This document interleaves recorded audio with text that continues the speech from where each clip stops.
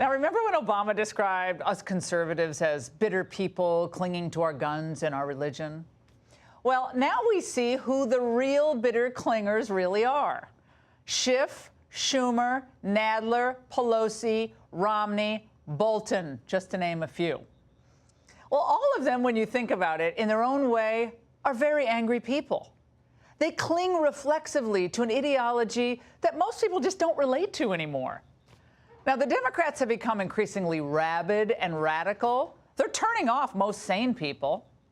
Bolton, though, he's a poster child for the neocon Never Trump crowd, still fantasizing about the glory days of deploying 100,000 troops for nation building in Iraq.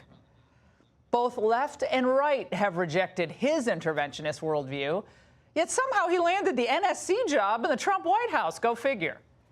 Well, fortunate for us, President Trump was too smart to fall for all that nonsense. A blank check for any country claiming to be an ally with a hand stretched out? Not the Trump doctrine, baby. And as for MITT, can I get a witness, Romney? Well, he's bitter, too.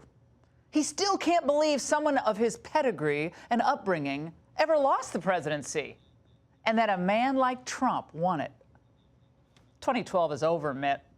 Don't punish Trump or the rest of us for your own weakness as a candidate. Now, last night I titled the angle 24 Hours to Victory. Love that font. Well, that title is correct, though, because Trump today triumphed over the unfair, unjust, and politically motivated witch hunt.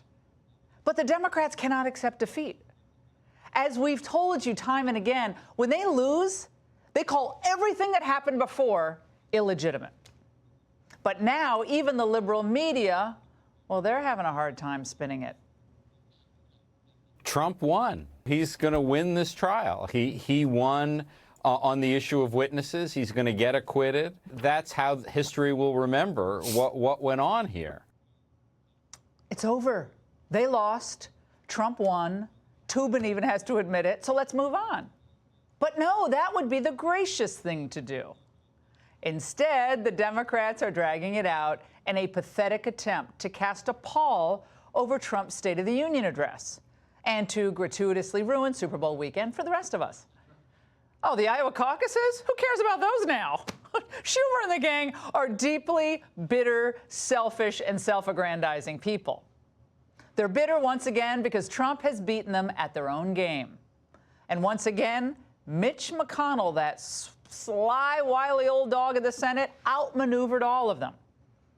And once again, some of the radicals in their party are just repelling the public and the support of key senators they needed. Senator Murkowski was so turned off by Elizabeth Warren's stunt demeaning the Chief Justice with a question last night that she rejected witnesses because of it. She wrote, "I will not stand for nor support that effort." So while Chuck and Adam tilt at windmills, President Trump, what has he done? Well, he's chalked up some fantastic victories this week. The USMCA and a bold Middle East peace plan, to name a couple, and his administration is managing a global contagion that is threatening lives in international markets. He also signed an executive order to dismantle some of the world's worst criminal enterprises.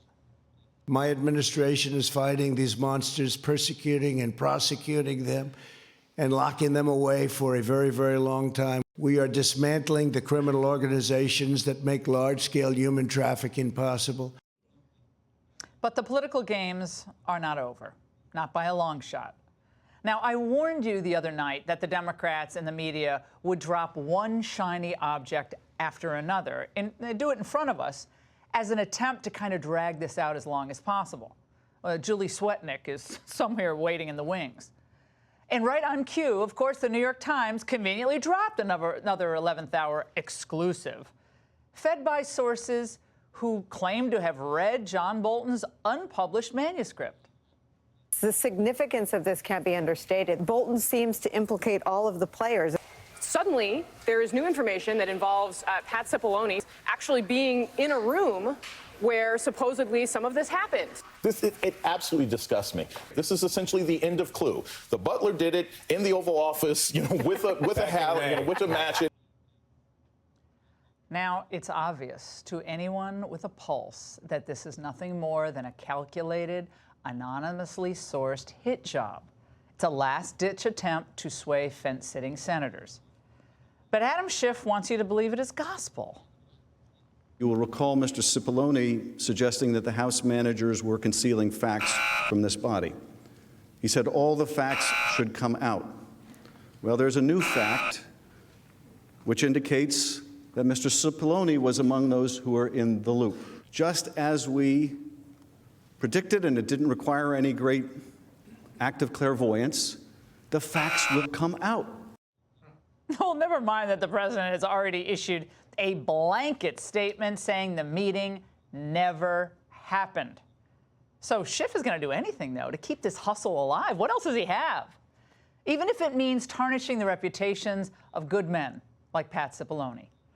Now, Schiff knows he's lost, and he knows that he and all the Democrats are grasping at any claim, no matter how tenuous the string, to fake, this impeachment and keep it going, keep it going, keep it going. Chuck Schumer, by the way, is already refusing to accept the results of the next election. Unless, of course, something happens between now and Wednesday and Trump is just removed from office. If this president is interfering in the elections may not have a fair result. Very few people doubt that he would do it again and again and again. He's already tried several times.